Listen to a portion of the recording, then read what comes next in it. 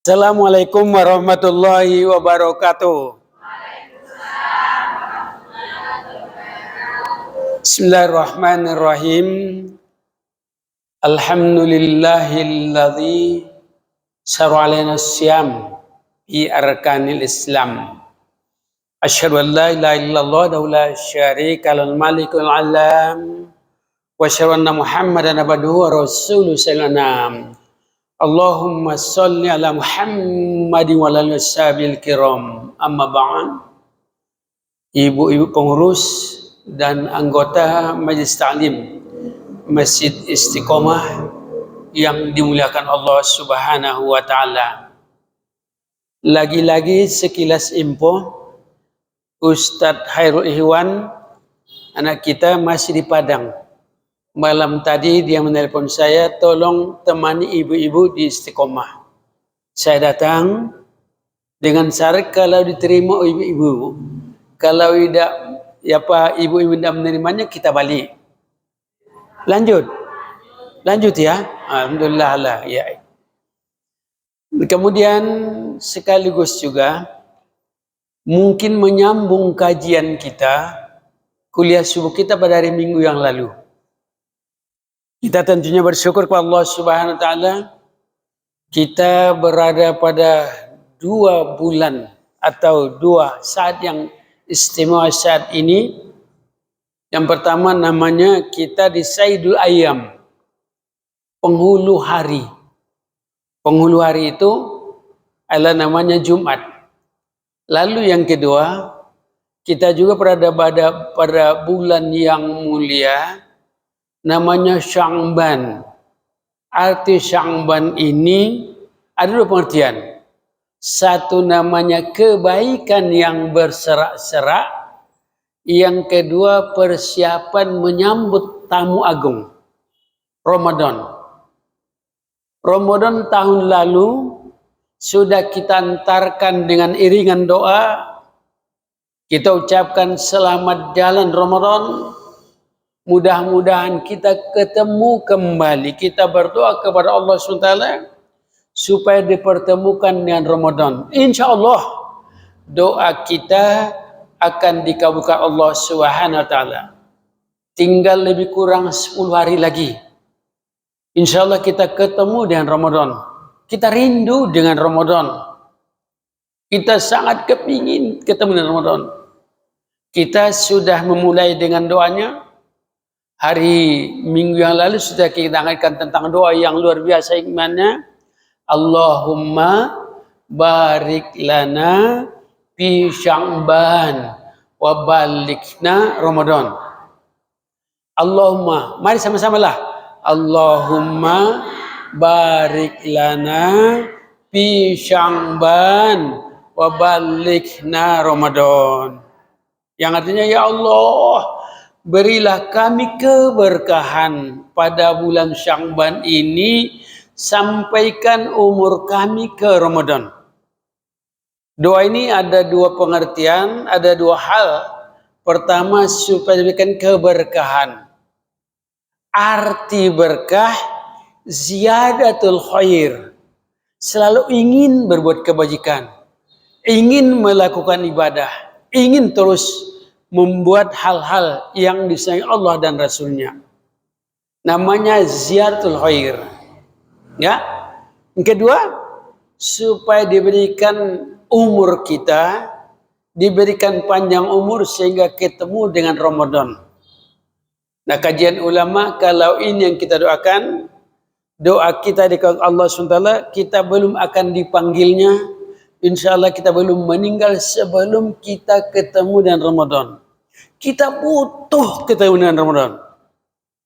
Ya, apa kebutuhan kita? Karena salah satu hikmah terbesar dari Ramadan ini, itu akan menggugurkan dosa-dosa kita. Ya, dijamin Rasulullah, man qoma ramadana imanan wa tisaban ghufira lahu ma taqaddama min dzambi. Siapa saja yang menghidupkan amaliyah Ramadan di atas dasar keimanan keikhlasan, Allah mengampunkan dosa-dosa kita yang silam. Dosa kita itu tidak tanggung-tanggung. Semua dosa kita. Arrojahu zunubahu yaum kawalin umuh. Maka keluarlah dosa-dosanya sehingga statusnya bagaikan bayi yang baru lahir dari rahim sang ibu kita. Kita diproses Allah SWT seperti bayi. Karena Allah sayang benar dengan kita. Allah mengetahui kita semua. Semua kita yang di sini pasti punya dosa. Saya punya dosa. Ibu punya dosa. Cuma barangkali ada yang agak banyak, ada yang sedikit. Tapi tidak satu pun di antara kita tidak berdosa. Tidak seorang pun di antara manusia tidak berdosa. Ada dua sifat manusia sehingga banyak melakukan dosa. Khilaf, salah dan lupa. Itu sifat manusia. Ya, hilap atau salah, kemudian lupa.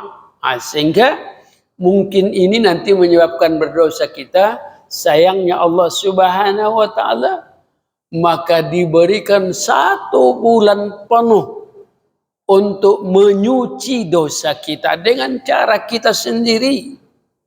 Maka kita nanti masuk Ramadan, kita bagaikan bayi yang baru lahir dari rahim kita. Diproses. Asalkan sarannya hanya 2 saja. Qiyam Ramadan, tegakkan amalia Ramadan. Setelah tegakkan amalia Ramadan dengan penuh perhitungan, dengan kecermatan, maka disinilah kita perlu namanya semacam tarhib Ramadan. Tarhib Ramadan. Ada yang pernah mendengarkan istilah ini, tarhib Ramadan? Bu? Apa artinya? Tarhib Ramadan. Hah? Tarhib artinya menyambut Ramadan. Dalam hadis yang lain diungkapkan mampariha biduhuli Ramadan haramallahu jasalan niron. Siapa yang bergembira menyambut Ramadan, maka Allah mengharamkan jasadnya ke neraka. Nah tentunya gembiranya bukan hanya sekedar kita ketawa, bukan riang, bukan sekedar gembira saja, tidak. Tapi bangsa mempersiapkan diri. Mempersiapkan diri datangnya Ramadan. Lalu kemudian kedua menghidupkan amalan Ramadan, jaminannya surga. Jaminannya surga. Siapkan diri. Maka arti Sya'ban ada 2 pengertian Bu ya. Satu namanya Sya'ban, kebaikan yang berserak-serak kita kumpul. Lalu nanti kita hidupkan amalan Ramadan. Ya. Namanya kita kumpul, kita persiapkan diri menghidupkan, mengamalkan amaliyah Ramadan. Maka yang pertama menyambut Ramadan ini dengan persiapan. Persiapan apa yang paling utama? Persiapan yang paling utama adalah namanya persiapan iman. Ada landasannya dalam hadis sahih riwayatkan oleh Bukhari Muslim, mangkoma Ramadan imanan wa tisaban ghufira lahu ma taqaddama min zambi. Siapa yang menegakkan amalan Ramadan, menyambut Ramadan di atas dasar iman dan keikhlasan, maka diampunkan dosa silam. Jadi iman, Bu, iman kita ini tidak selamanya tetap. Dia bisa naik dan turun. Al-iman yazdad wa yanqus. Iman itu kadang naik, kadang turun. Ketika iman kita, Bu, naik, insya Allah rajin kita beribadah. Tapi ketika nanti iman kita turun, luar biasa malasnya kita beribadah. Apalagi kalau rusak iman kita. Maka mari kita jaga benar iman ini. Naikkan terus derajat iman ini. Jangan sampai hari ini, mulai hari ini, sampai datang Ramadan, syukur sampai seterusnya. Jaga 3 hal yang merusak iman. Jaga 3 hal yang merusak iman. 1 namanya syirik. Ya. Yang kedua namanya maksiat, dosa-dosa besar. Yang ketiga namanya munafik. Jadi jangan sampai ada pada kita ini, pertama namanya syirik. Nah syirik ini Bu juga untuk diketahui ya. Syirik ini ada 3 macam. Syirik besar. Namanya kalau syirik besar kita mungkin tidak. Artinya syirik besar menyembah berhala. Saya yakin ibu-ibu tidak mungkin menyembah berhala. Tapi syirik yang kedua.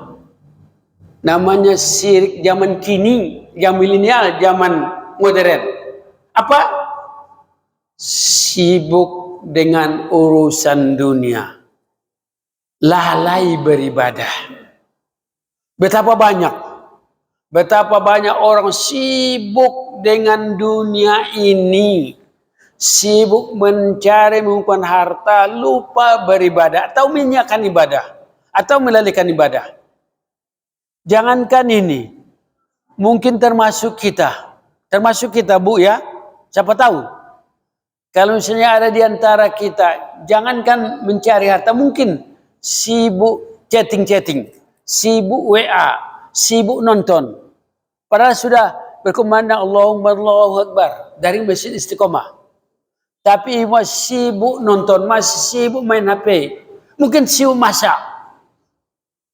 Maka kita sudah digolongkan urusan namanya sama dengan syirik modern. Tidak tersentuh hatinya mendengarkan sentuhan Allahu Akbar, Allah besar, semuanya kecil. Tapi masih kita asik-asik main HP. Berarti HP ini lebih besar daripada Allah. Ada yang mengatakan syirik modern. Tolong hati-hati. Kita minimal indikatkan ini sampai nanti Ramadan ini upayakan Allah di atas segalanya. Ya, ini namanya syirik modern. Nah, kemudian syirik kecil. Nah, ini yang khawatir kita juga syirik kecil. Rasulullah SAW paling khawatir dengan kita ini. Namanya ada syirik kecil di hati kita. Apa syirik kecil? Ada yang masih ingat Bu, syirik kecil? Ada yang masih ingat? Syirik kecil. Nampaknya kecil, tapi besar pengaruhnya. Ada yang masih ingat? Bu? Ada yang masih ingat?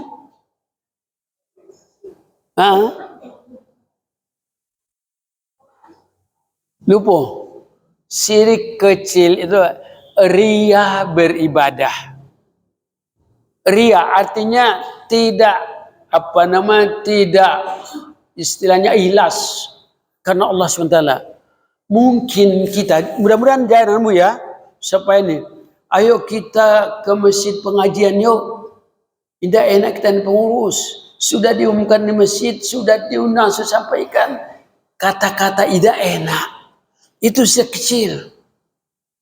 Ayolah kita ke masjid, ya. Masa kita tidak ngaji enak dan pengurus.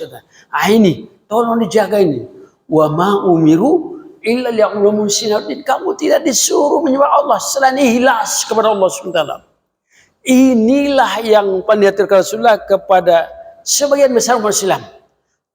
Takut Rasulullah SAW kita tercampur syirik kecil ini. Maka apapun ibadah kita, niatkanlah lillahi ta'ala semata-mata. Supaya jangan syirik kecil. Dan kemudian yang ketiga, yang juga merusak namanya iman kita, menurunkan iman kita, ada namanya maksiat dosa besar. Nah dosa besar kalau misalnya yang besar-besar rasanya juga kita tidak mungkin. Katakanlah mungkin kita tidak mau mencuri, Mungkin kita tidak mau nanti zina, tapi ada yang lebih berat dari zina. Lebih berat dari zina, tapi mungkin kita lakukan. Ada yang tahu kira-kira, Bu? Dosanya berat dari zina. Tapi masih sering kita lakukan. Tapi bukan jamaah istiqomah ya. Jamaah istiqomah dia tetap istiqomah, menjaga diri namanya. Bu, ada yang masih ingat? Ada sesuatu perbuatan atau mungkin perkataan yang dosanya lebih berat dari zina.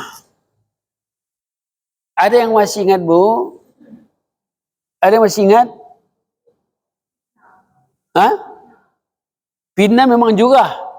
Fitnah lebih berat daripada pembunuhan. Tapi intinya, kalau fitnah ini, al-fitnah itu asyaddu minal qatl. Fitnah itu lebih besar daripada pembunuhan. Khususnya, Rasulullah mengingatkan, ternyata dosa, nanti saya bilang ini, satu ini, lebih berat daripada dosa zina. Kalau memang itu tadi berat. Tapi ada lagi, karena itu dianggap enteng. Kalau fitnah itu mungkin juga masih, tapi tidak begitu banyak kita. Tapi di antara yang saya ungkapkan ini, saya biar ingat-ingat lagi kepada pengajian beberapa tahun lalu, ataupun saya sudah yakin nih sering mengungkapkan Ustadz ini. Mungkin juga Ibu sudah tahu. Atau mungkin karena kita masih juga lupa. Ada namanya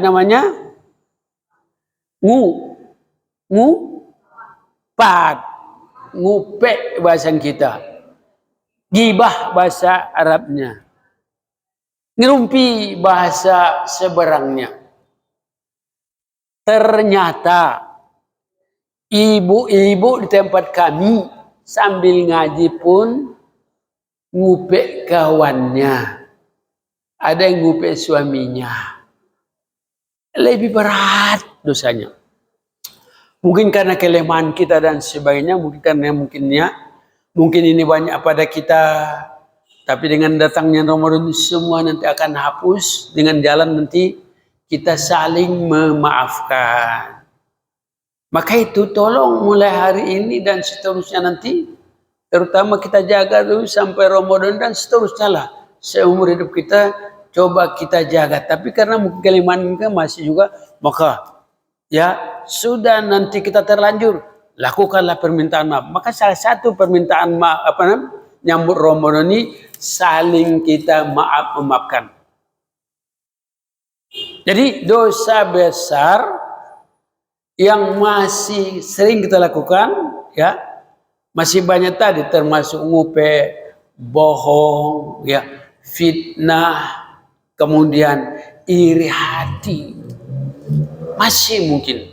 Nah, seperti ini mari kita tinggalkan. Jadi itu yang pertama, menyambut datangnya Ramadan ini persiapkan iman kita.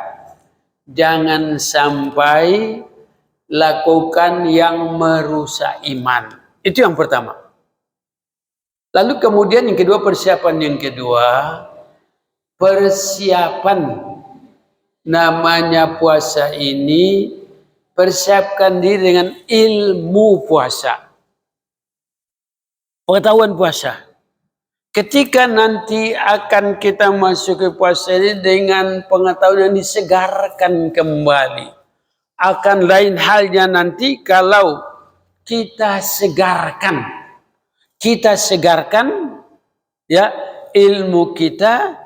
Jika nanti kita hanya sekedar turut-turutan berpuasa, maka kaji ulang kembali, ulang-ulang kembali pelajaran yang berkaitan dengan puasa. Kalau ada buku-buku di rumah, buka lagi. Kalau tidak ada, maka disinggung pengajian-pengajian ini ya. Mungkin masih satu kali lagi nanti mungkin di ahad yang akan datang mungkin masih ada pengajian, atau mungkin ibu bisa Jumat depan masih ada pengajian, atau mungkin dilihat di HP ya, coba lihat nanti pelajaran puasa. Nah, pelajaran puasa Yang paling penting ingat-ingat tentang rukun puasa. Rukun puasa termasuk nanti yang membatalkan puasa, termasuk nanti sunat-sunat puasa minimal ini. Apa rukun puasa, apa saja yang membatalkan puasa, apa saja yang